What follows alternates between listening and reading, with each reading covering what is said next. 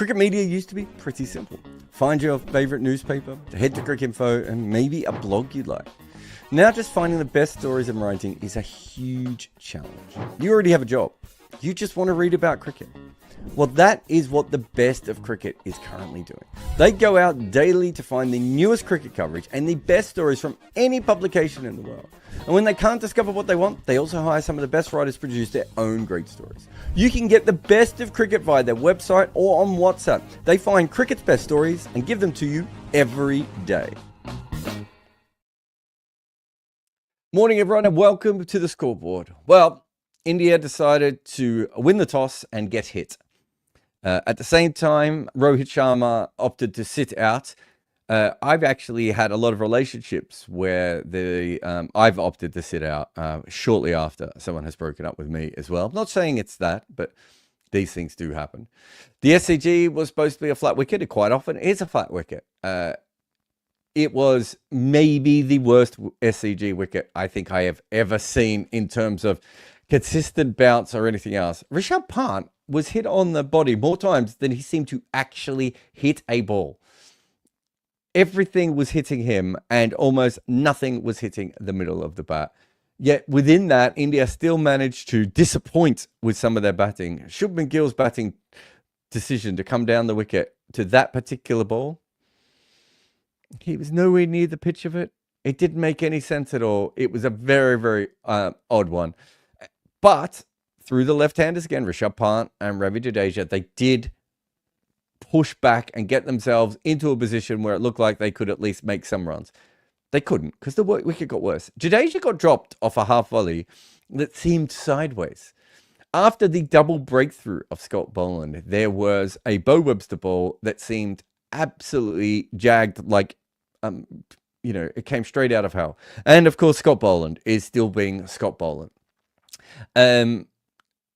The good news for India is that this wicket wasn't particularly easy, and within 4 balls, both Australian openers have been hit, and then Constas was trying to upset Bumrah, which then upset Khawaja, which then upset India again.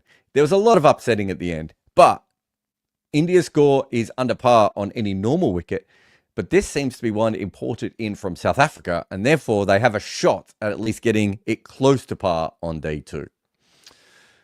All right, let us go in with the scoreboard. We've got heaps of stuff today, actually. A lot of Scotty Boland, but let's have a look a little bit at this wicket. So this is averages by ground in Australia since the start of the 2020-2021 year.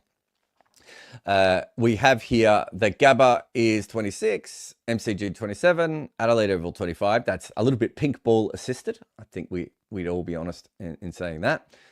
And we've got Perth Stadium at 34. So far, the SCG has been the best pitch. And I would assume, even though it was a little bit green, both teams are probably thinking to themselves that what they would do here is win the toss and bat first based on all the information that we had.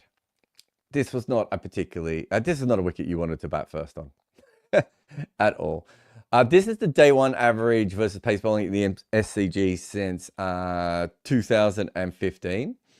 So you can see that the days of it being a real batting surface, long gone. This is probably around the period that they relayed the surface, would be my guess.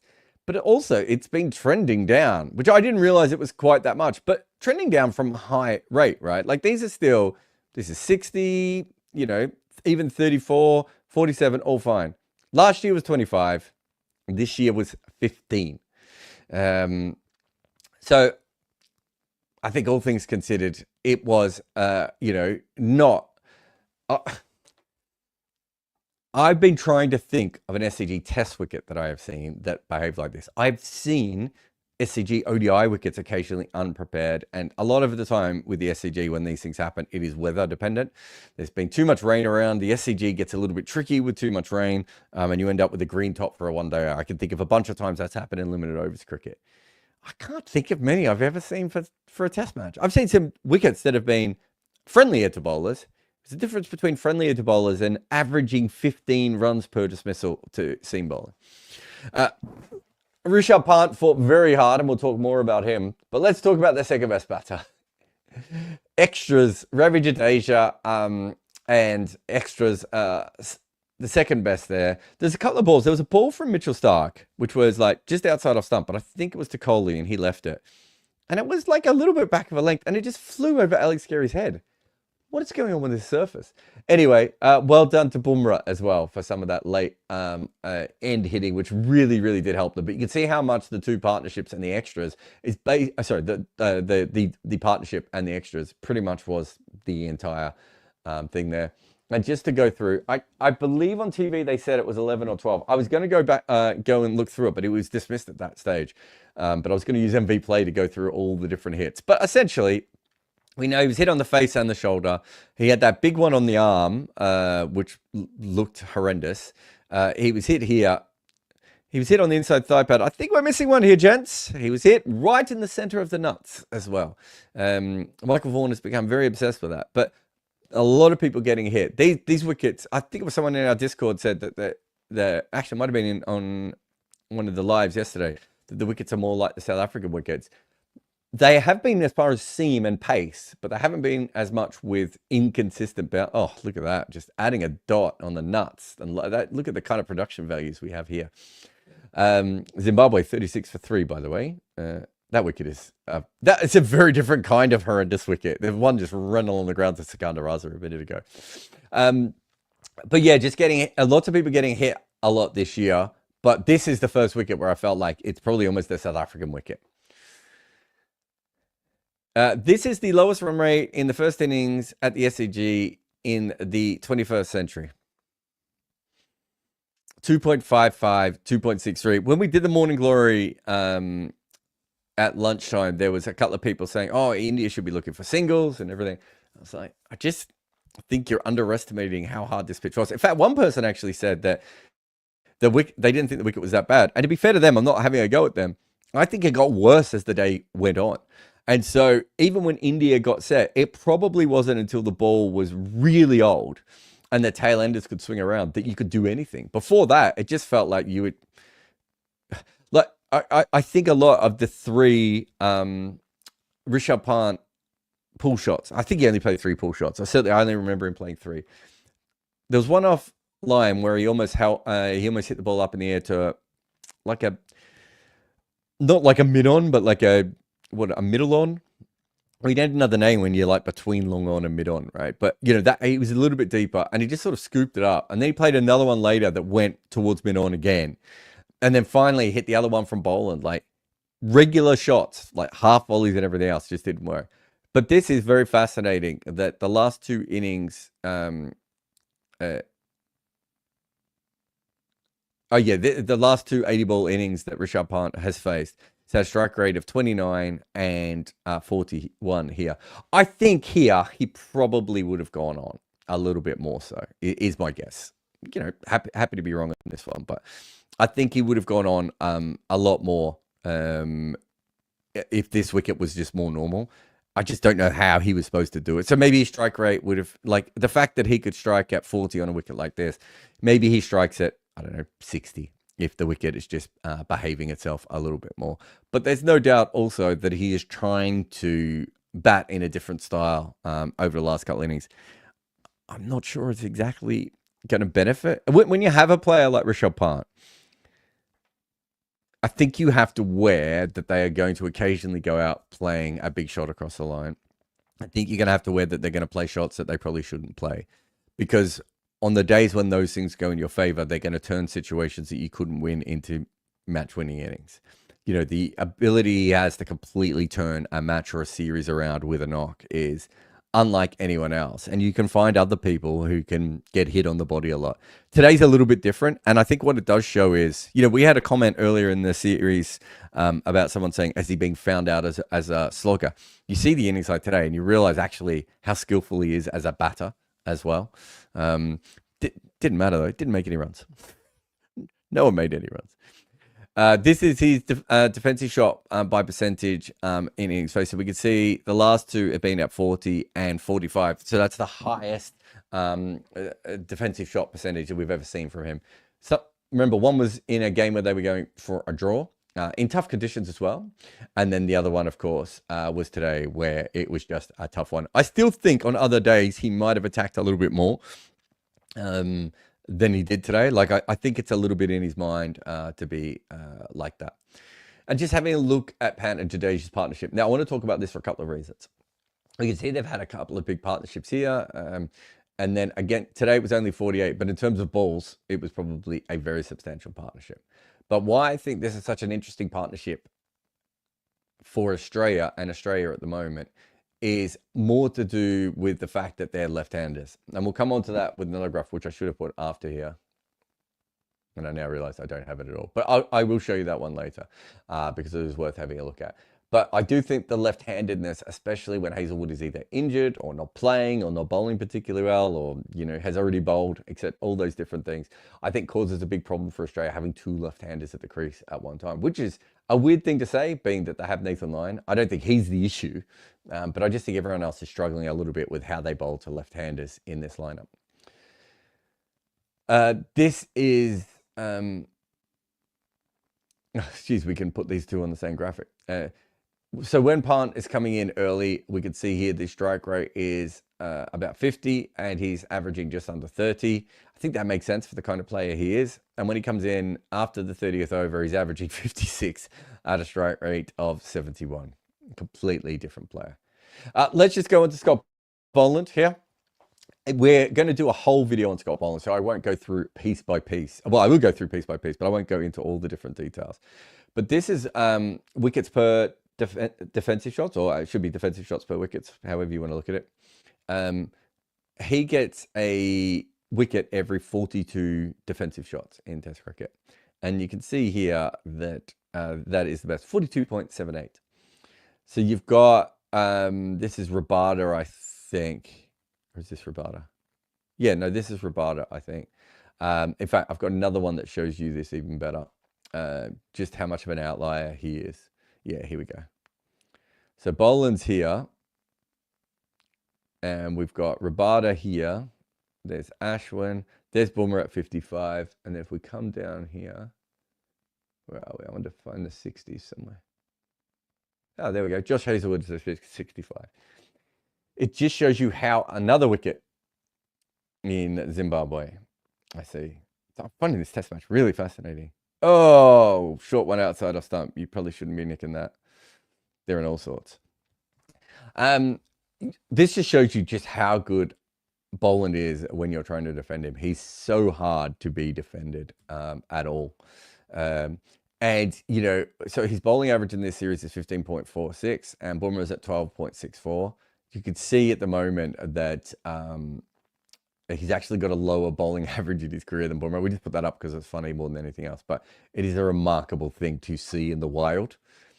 And there's a couple of things. This is the averages of all seamers since Boland started bowling. So it's 29, which is a really low period. Outside of Asia, it only drops by 1 to 28. But you can see that Boland is at 19. But then what we did is we looked at match factor. This does show you've got a few other bowlers here. And to be fair, you know, a lot of these other bowlers have been doing fantastically as well. But a lot of these other bowlers, like Bumrah's at 70%. And Boland's kind of at the back end of this group over 40. You see there's a big drop off to Jadeja behind him. So he's still 41% better than the other bowlers. But it does show you how often Boland has played in a game where the ball is just seaming and going everywhere for him. And I just want to go back to Boland just to say that, like, as someone who watched him bowl a lot for Victoria, even around this period where I think he started to upskill a little bit, and I don't know if this is the wobble ball. I don't know when he learns the wobble ball specifically. But even around this period, if you told me he was going to go on to be a great bowler for Victoria, I would have been like, really? Scott Boland? And since then, his record in Shield cricket when he's fit has been absolutely incredible. And obviously it's matched. So it's not like one of these situations where someone is doing really well in Test cricket, but when you look at their Shield numbers or their domestic numbers, they're not matching. 100% matching. And of course, just the old one on him being an MCG specialist. You can see here averages 24 at the MCG and averages 16 at the SCG. And these are all home series down here. There's one away test against India. Oh, I think there's 2 away tests against India. There's World Test Championship final. And there is also the India test. So I've just looked where he only bowls 102 balls. So I've taken those out to look at the sort of the proper Oh my God, they've just dropped another catch. Bowler is 41 for 4. They're getting an edge almost every ball. Bowler cannot believe that a catch has gone down. Who was that? Fareed. He's bowled really well. But just have a look at these averages. So he averages 10 in that first Ashes. Against West Indies, it's 15. It goes up to 18, and it's back down to 15 here. The reason I want to show the one in England is not just because it's the away one, but it's also specifically because when he's bowling in England, that was the one where they came down the wicket and they really tried to attack him as much as possible.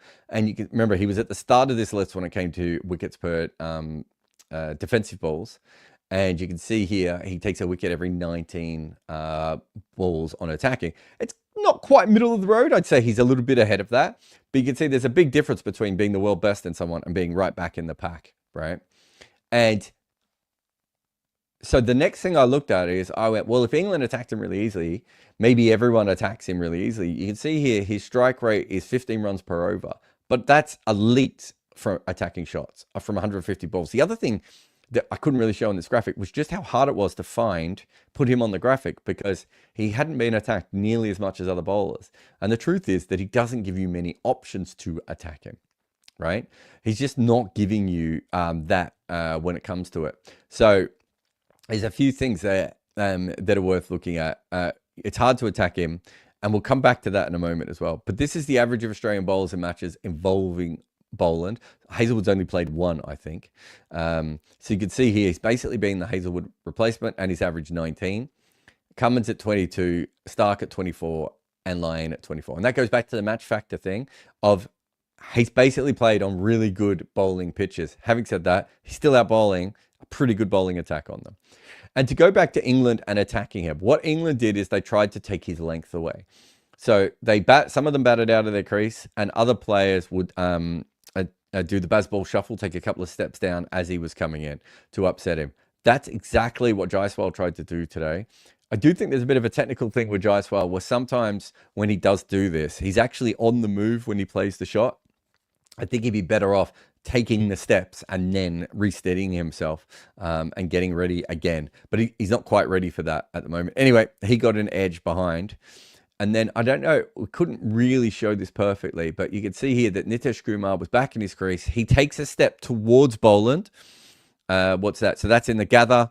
And then just at the release, he's come down. It's probably not that much. It's probably just a couple of feet. I don't think it was a couple of meters like Jaiswal's was or anything else.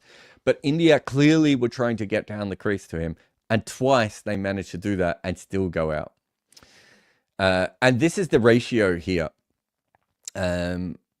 Oh, that should be balls per wicket ratio. Anyway, Varun, if you could fix that for when we do the main video. But when people are attacking him, he's still 9% better at getting wickets than other bowlers. And considering his economy rate's really low, it probably makes him even better than that. And when people are defending him, he's 77% better than the rest of the bowlers in the world. Like, he's just incredibly hard to defend at the moment. I just want to get back to this left-handers thing from before. We're talking about when Jadeja and Pant were together, and we've seen this a few times in the series. Australia just struggle when there's a couple of left-handers at the crease. I think it's possibly even the reason that Washington was brought in, even if it upsets some of the other balance. So you can see here, let me just bring up Hazelwood. So Hazelwood obviously not playing in this test. We can see his bowling average since the start of 2023 against right-handers is 22, and against left-handers is 16, right? He is the only bowler on this list whose average gets better against left-handers than right-handers. Lyon pretty much stays clear, but if you are factoring that in with what you know about off-spin, you'd probably say that that's under par, right? You would probably hope that would go in a different direction. You can then see, if I can bring up Cummins. So Cummins is the yellow one. He's a little bit obscured here. But you can see he's at 24 against right-handers, and that goes up to 30 against left-handers, right? You've got Stark, who I wonder how much of this of recent times has been Jaiswal. But again, Stark 29 against right-handers, 32 against left-handers. And then Boland, I think he's getting a lot better at bowling against left-handers of recent times. But 29 against the right-handers, and that goes up to 43 against left-handers. I don't think he's certainly not as strong. So just shows you that, we've seen a few times they've been stonewalled just by that kind of a partnership. And this one, we just wanted to have a look at this just to show you how incredible it is. So in the red ball test matches so far, Stark has averaged 37, and in the pink ball it was 14. I actually think he's bowled pretty well with the red ball. He looks tired at the moment. He looks broken at the moment. Bo Webster might have come in anyway just because of the way that Mitch Marsh was batting, but like they just need to give Stark a rest, don't they? He's pulling a different muscle group every time he comes into bowl at the moment, and we could just see again it's the same pattern we always see for Stark. KL Roll's test average outside of age by series match number. So Cheyenne found this, and it is quite fascinating. He does very well in the first test. It starts to drop off in the second, and the further we go in the series, there's an issue. It's probably not enough of a sample size, but it's certainly something that we looked at when I was looking at the greatest 50 batters of all time. When I was trying to work out if there were batters who worked out bowlers over a series or the opposite. And there's lots of players like this who go in either direction, who either go up or go down, if that makes sense. And you end up trying to work out exactly, kind of where they fit in to all these sorts of things. So there is no doubt, looking at this, that at the moment, KL Roll shows this kind of pattern of he's a good player in that first test, then you bowl to him a little bit, you get a little bit more used to him. And then after a while, you can start to dismiss him. It may mean nothing because it's not a huge career sample or anything like that, but it was something that we noticed. And this is the most top 6 wickets taken in a series in Australia. Jeff Thompson took 24. So Bumrah has a chance of going past Tomo at the moment. Ambrose. So Ambrose is the only other. Bisham Beatty as well. That Bisham Beatty series was during World Series cricket. Barnes is up there too. There's some good bowlers on this list. So it will be very interesting to see if Bumrah can go past this, but you'd be shocked if he couldn't at this point. There should be plenty of wickets on offer on day 2. That's one thing I would say about the wicket. There was a lot of talk about how the wicket might flatten out and the sun might come out and everything. Like, I get that. And on a normal wicket, I would be more than fine to agree with that. This wicket seemed to get worse as the day went on. By the end, it was like really tough to bat on. There was probably only the period where the tail enders were slogging when perhaps the ball got a little bit soft, where it looked like anyone could face anything on this wicket. And the Australians getting hit twice in the first 4 balls, having a wicket and everything else. This is the top 6 average versus the bottom 5 average in a series in Australia, minimum 25 wickets. So we could see a Bumrah in here. So you've got here, that's Hadley, Bedser, and everywhere else. So Bumrah at the moment, just absolutely ridiculous on this graphic. But we've certainly seen some other players do pretty well. Ali Bedser versus the tail. And considering he was moving around a little bit, Rhodes might have got them on some wet wickets and everywhere else, but we haven't really seen anyone like this against the top order before. That's it for the scoreboard part of the show. Remember, you can ask us questions. I think there's already a few super chats in. Line them up. But also, sign up to the bestofcricket.substack.com. It is free. It sends you daily emails with all the best cricket articles in the world. I promise you, they go above and beyond to find so many articles from around the world, from publications that you wouldn't even think to look up. They email them to you, or they WhatsApp them to you, all completely free. I've talked about this before, about how I wanted to do the same thing for years. You can see here, you've got an article by Venkata and by Jeff Lemon, Andrew McGlashan talking about Bo Webster, and also about how Mitch Marsh's dropping might signal the end of his test career. Yeah, I wondered that as well, actually. I got Kumble on Ashwin as well. The rise of Jewel and Andrew. And of course, is he already playing? What time is it over there? I haven't even looked at the other game because I've been looking at Afghanistan versus Zimbabwe. But the South Africa is batting first. Oh, that's a shame. But Kwena Mapaka is bowling there. I looked at him the other day, actually, so you could have a look at Fidos talking about him there. But I looked at him the other day, and I thought he was quite an interesting one. He falls away quite a bit for a left-hander. So he has to swing the ball, which means he's going to be a very different kind of bowler than everyone else in world cricket. So he's like a traditional left-hander. He's either swinging the ball back into you, or angling it across. But his other skill, of course, is that he is very quick, but also that he skids the ball through to you. So it's hard to get away from his short ones. So it'll be interesting to see how he matures and how he handles this first game and everything else. But that's it for the scoreboard part of the show. We'll take a break here, and then after the break, we'll be back with more of the questions from the room here on the scoreboard. As an international cricket journalist for 10 years, I tell you what, I have got a collection of international SIM cards that I will never truly understand. Now I find there is a company called Sally who gives you an eSIM, and it makes it all so much easier. So if you're planning on making any trips, download your Sally eSIM app, and you can also get a 15% discount if you say good areas, all one word, at checkout. Travel like a pro with your Sally eSIM today.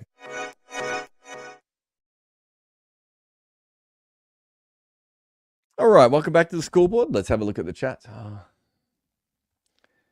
need to make that slightly bigger. Sorab says, it's getting very difficult to judge any of the Indian batters' form because they played on some difficult pitches with such relentless bowling for so long. Help me out, please. I agree. You know, we looked this up again today just to make sure that we weren't going crazy, me and Cheyenne. We're looking at Virat's form and comparing it to the end of Ricky Ponting's career, where there were very few people questioning Ricky Ponting because he was averaging over 35 and over 40 at times.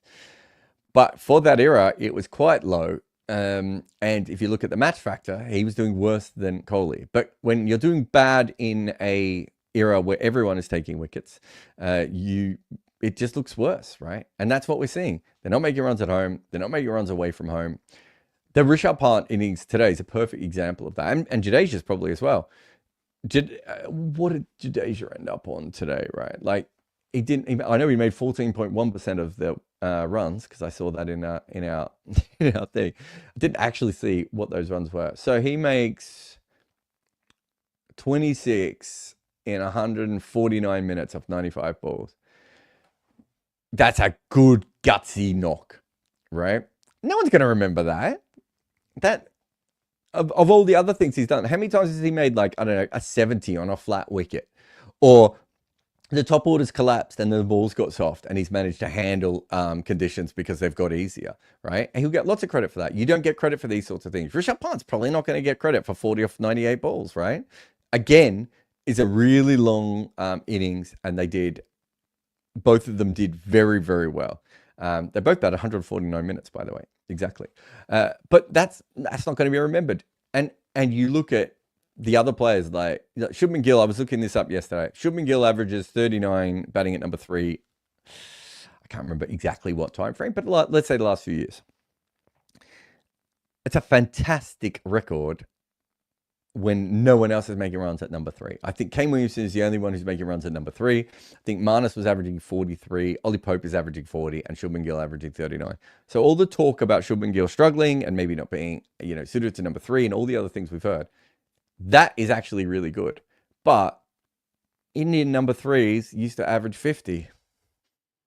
Indian number 3s used to be walls, right?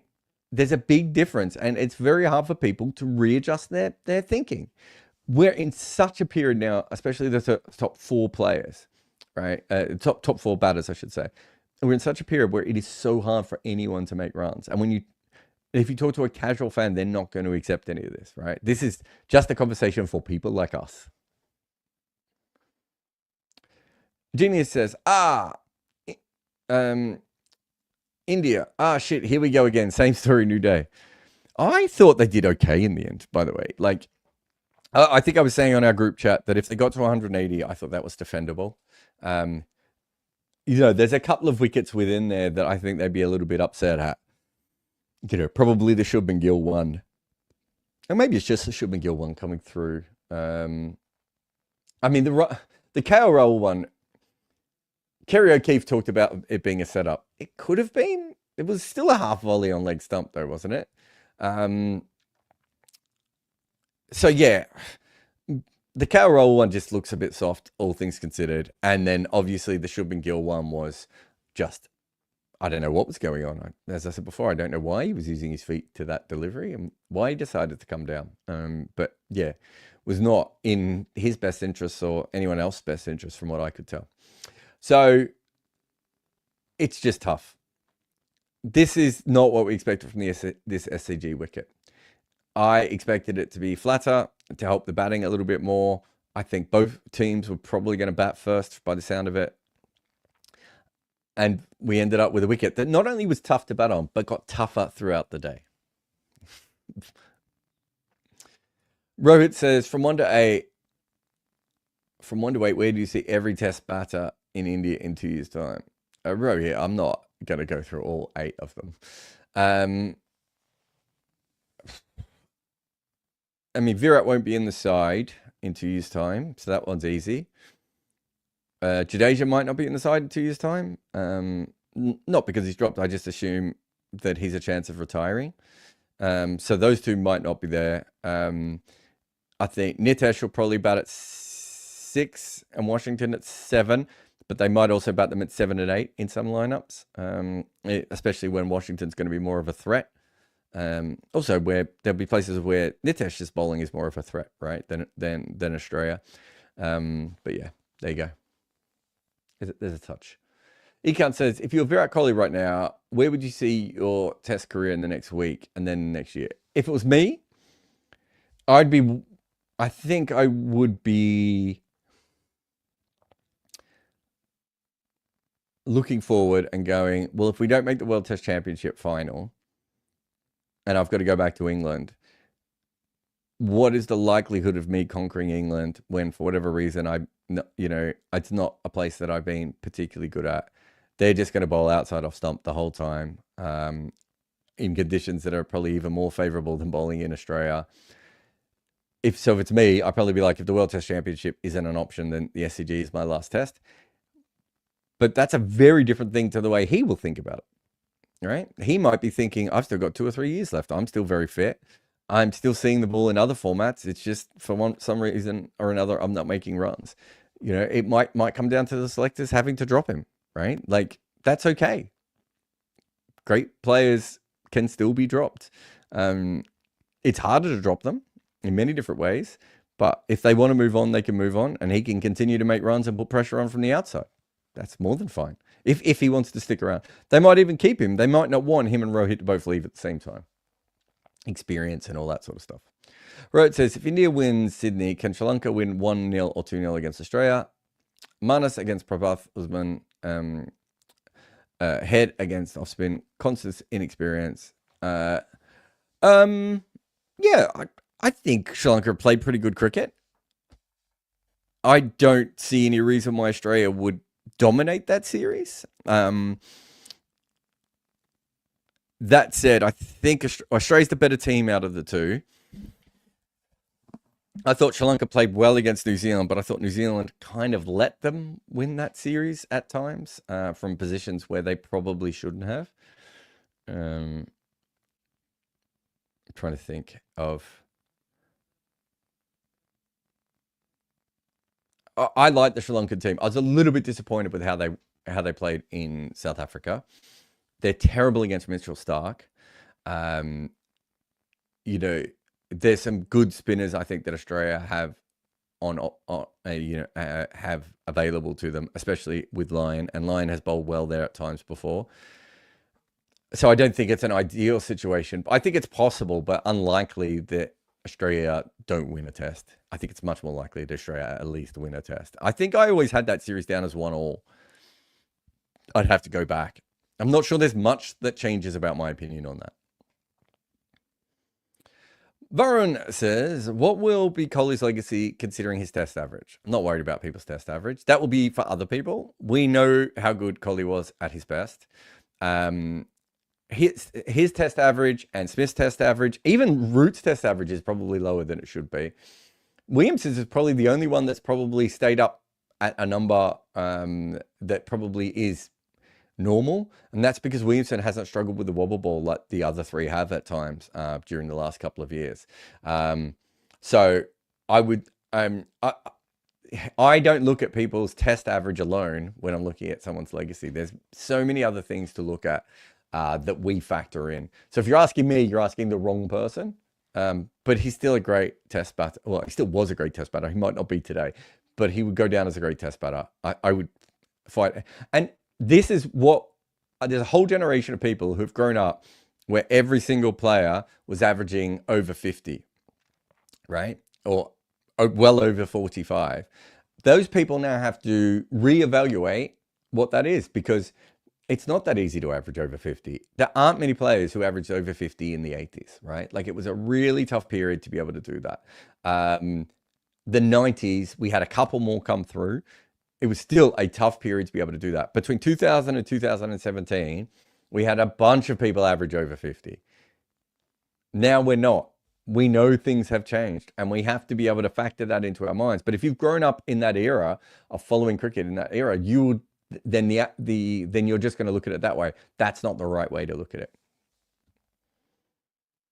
Roll says, it feels like Virat is lacking some scoring options now. He doesn't play the cut shot at all. This might be forcing him to play push-up balls outside off. All right, so I think it was Irfan Pathan who brought up the cut shot today. I don't want to have a go at Irfan Pathan. But if you watch cricket in the 80s or 90s or 2000s, even up until 2014, I would probably argue, you saw players play the cut shot a lot. You saw players like Robin Smith and David Boone have it as like their main attacking option, right? It was like their main scoring option was that shot. There's a West Indian. Was it Desmond Haynes? There's another West Indian I'm forgetting there as well. Exactly the same again. So there were so many players who played the cut shot over and over again, and that was where they got their runs. Name a single player now whose main scoring shot is the cut shot. Even when you look at the advanced metrics of cut shots and everything else, what you will see is, when you go back and watch the video, is they're not usually cut shots. They're usually slashes, right? It's almost impossible to play the cut shot anymore. The bowlers bowl fuller. They bowl straighter. They are more accurate. They bowl from wider on the crease. In the old days, if you go to the Australian bowlers at the moment, in the old days, Mitchell Starc would have been way more wayward and would have given you a lot more cut options. He probably would have bowled those sort of wide angling balls across more, that he doesn't really bowl all that much. When he bowls angling across, it's usually pretty straight, right? But if he played 2 or 3 decades earlier, certainly I reckon he would have bowled more of those. If Pat Cummins had played in a previous era, he would have been an outswing bowler. And because of that, and the length that he bowled, occasionally the ball would have sort of swung into an arc where it would have been cut.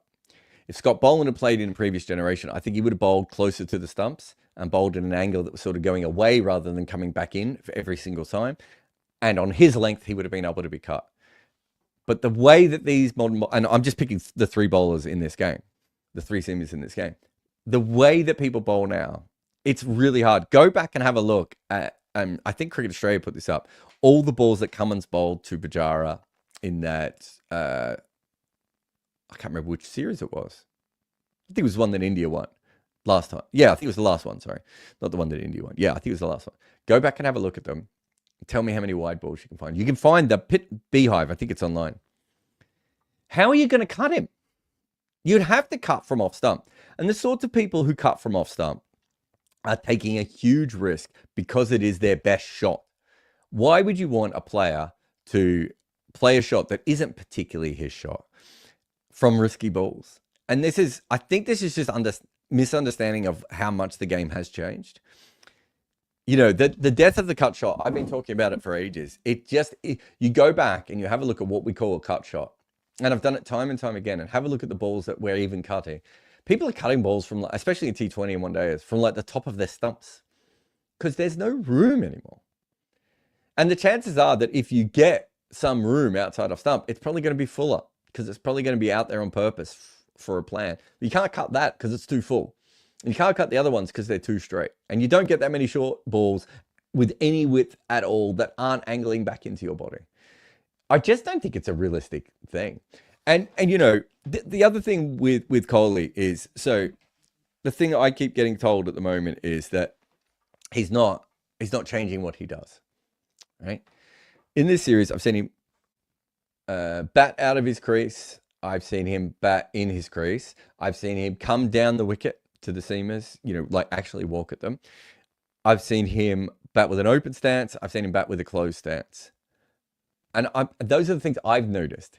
He's tried lots of different things. He's tried to leave the ball a lot. I think it was Saurabh told me on the TalkSport one today, if you look at the percentage of balls he leaves outside of stump, it's actually higher than a normal batter. It's just that he gets so many balls outside of stump. At a certain point, he's not going to be able to score. And I think Harsha Bhogle might have said this on commentary today, of like it looked like someone who realized that's what he had to do, but was also like, is this the person I want to be? Just leaving every single ball. And he probably isn't that person, right? And not everyone can do that. Not everyone is at that Kumar Sangakkara, Sachin Tendulkar, Steve Smith thing of like, oh, this isn't working, so I'm going to completely flip my batting around. I'm going to try something else today. Aditya says, assuming we have seen the last of Rohit in Test cricket, how do you see his overall Test career? I think we might have covered this on Morning Glory, but for those of you who weren't on the Morning Glory show, when we started the 50 greatest batters list, we were like, where are we going to put Rohit? Because he's not quite in this list at the moment, but if he keeps playing the way he is at the moment, he's going to make a big claim for it. And specifically, one of the reasons I would have had him even higher is because of the ability to make runs on Indian wickets that no one else could score on, right? Like some of those wickets, he's the only human being, I think, on the planet at the time who could have scored on them. That's an incredible thing to be, right?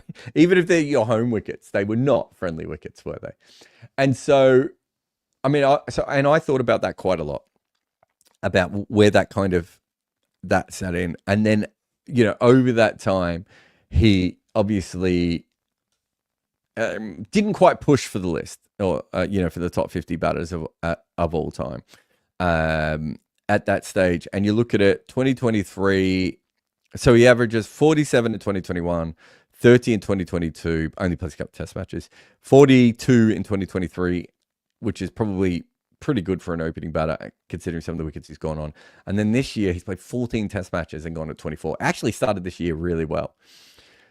So I can't remember when we actually started the book, but he hasn't really had one of those big years that he was having beforehand when he was kicking on. He'll probably be seen the way he should be, which is it took him a long time to work out Test cricket. And when he did, he was a fantastic player.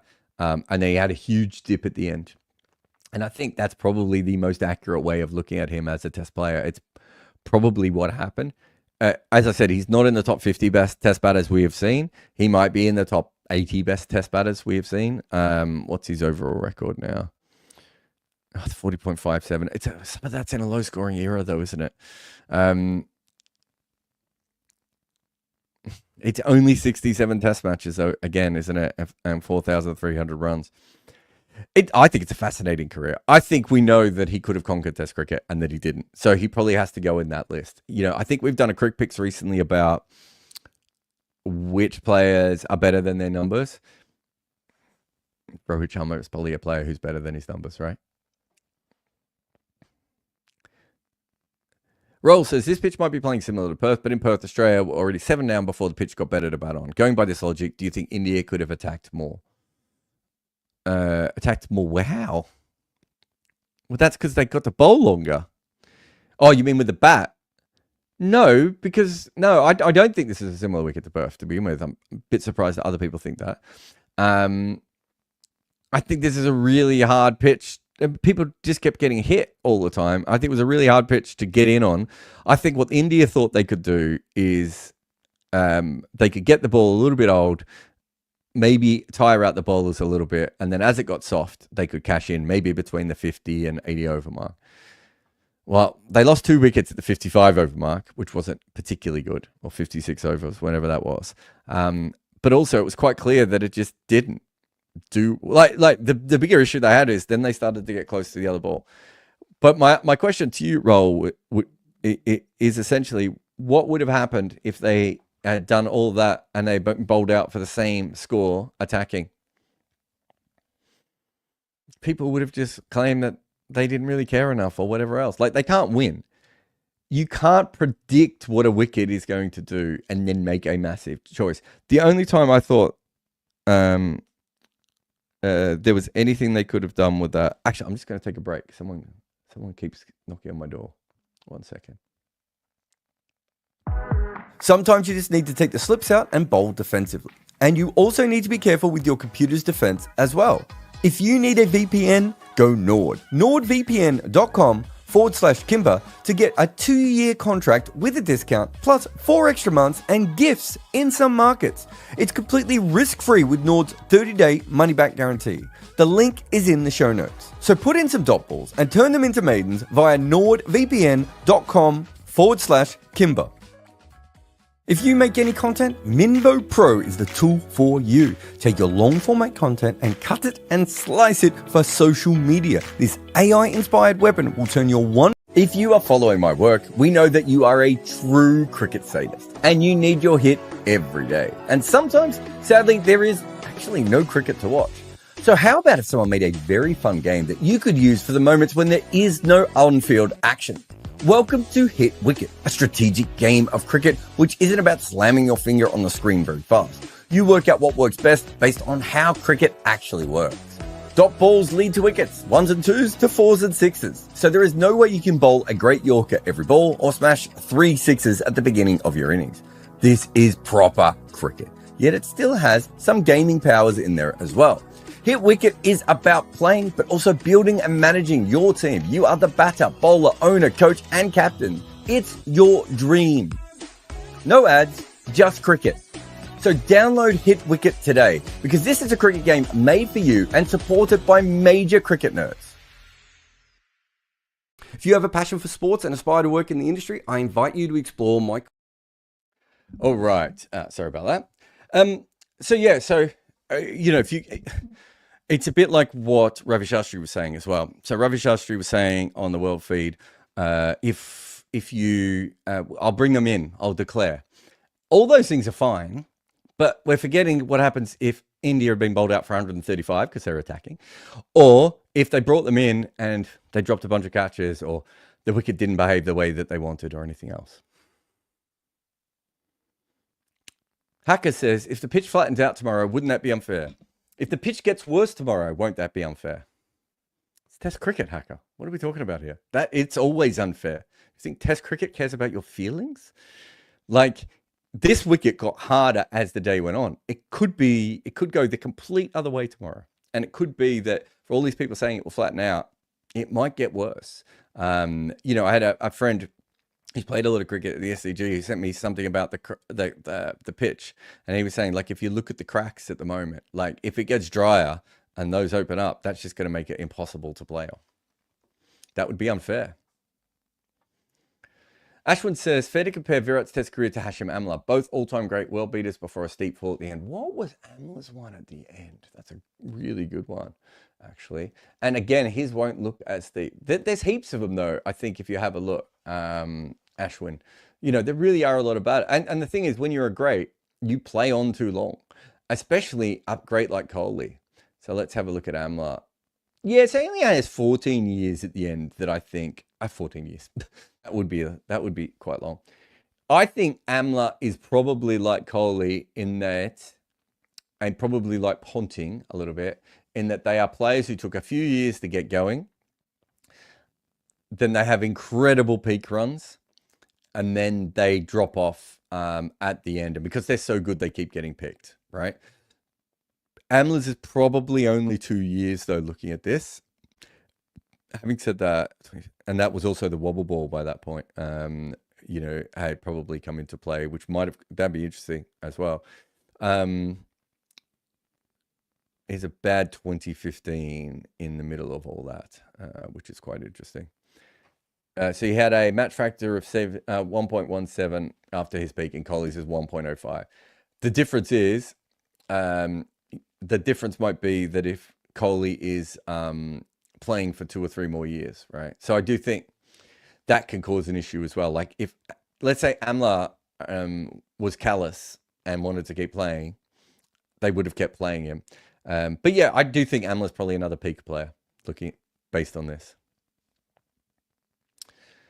Ethan says, tomorrow will decide the game. If I had 10p for every time someone would have said that in this series, and has said that, I'd be a millionaire. I'd be retired. I'd be investing it in some sort of dodgy cryptocurrency and then losing it all. If Boomer and Co run through Australia like Perth, then India will clinch this, and vice versa if Australia gets a lead of 100 plus. I think the only way for Australia to get a lead of 100 plus would be for either India to drop a whole bunch of wickets, or the pitch not to change. Oh, sorry, the pitch to thoroughly change, I should say. Not. I think if the wicket stays as we've just seen here, I find it very hard to believe that Australia's going to get a massive lead. Boomer can certainly run through them. I don't think that defines the game, though, because I think it's still likely. Well, Australia shouldn't be going out for under 130 or 140. And if they go out for roughly the same and the wicket continues to be tricky, it's not like Perth. So the thing with Perth was we had one bad day, and then we had and then it evened out, right? After whatever that was. Probably after day one, really, because even on day two, and Kerry went out early, but it was easier for the Australian tail as well. So if that happens, then Australia should win this easily, because they should be able to make 270 to 350 if the wicket gets better by just batting normally. But if it doesn't, I mean, it was, as I said, it looked like it was getting worse as the day went on. If that continues, then who knows? Who knows what will happen from that point of view. Kimmy Nick says, have you been surprised by the pitches in this series? No, most of the wickets have been pretty much what I would have expected. The Perth one, obviously, that was a day one anomaly, and the curator tried to fix it, but we were kind of expecting that. It was probably worse than what we thought, and then it played pretty much like we expected Perth to play after that. As I think we called it at the time, it was like we played on day 0 of that test match. Adelaide was what we expected. Brisbane was what we expected. Melbourne was what we expected. This is the first one that I would say I am actually surprised that we have seen a wicket like this. Yeah, I wouldn't have. I definitely wouldn't have expect. If you'd have told me this is what the wicket was going to be like, I think I would have looked at you quite surprised. I think I would have punched you in the face, maybe pinched your cheek. I don't know. I'm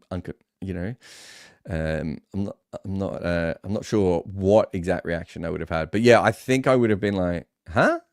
I just haven't seen a wicket like this at the SCG. And if there's someone from New South Wales who's still awake, well, they will be still awake. It's not that late. But if there's someone from New South Wales who wants to correct me, I can't think of a test wicket like this. As I said, I've seen ODI wickets weirdly. Usually, though, in the SCG, and I know that surface has changed, but usually when you get a wicket that's a bit spicy, it just seems like crazy. I remember there was a wicket that Paul Rifle bowled on one day where it was like he was merely on day 5. Like the ball was just going everywhere for him. And I've seen a few of those in limited overs games before, like overseas teams rolling Australia with random seamers, Australian bowlers being absolutely impossible to play. I just don't think I've seen this in a test match. And then you put in the bounce, right? So it isn't just the sideways movement. It is also the inconsistency of bounce. You shouldn't really have batters on day 1 hit this much. The pitch should be looked at. I mean, I've watched 2 test matches in the last couple of days. The Afghanistan Zimbabwe one. Both those pitches. And the Zimbabwe one seems to be just about holding up. I've seen a couple of balls kicked low today, but not as bad as yesterday. And yesterday they were also bouncing up, which is why it made it so hard for Afghanistan to bat on that wicket. I think if you get another day like today at the SCG, I think that has to get the merit points, that wicket. I just don't think you can have players hit as often as we saw there, and not see that. A Genius says, how likely is it to see Abhishek Sharma in red ball? I haven't really talked to anyone on the inside in India, so I don't really. I mean, he's not someone that I've thought about all that much. I remember Shreyas Iyer. I remember being tipped off that Shreyas Iyer was potentially going to come in, and I did a whole video of it. And there was like 100 comments telling me that Shreyas Iyer would never play Test cricket. I think he was doing it within a few weeks, but maybe it was months. But Or just having a look at Abhishek in first class cricket. He's 24 matches at 30. Where do you fit him in? Where does he bat? Because I think the kind of player he is probably a number 5. And it's probably Rishabh Pant at the moment. How he develops is maybe more of interest to me. He's only ever got one first class 100. What's his list A record? 34.27. Yeah, it's still not a high average. There would have to almost be a reason that you would need a player like him.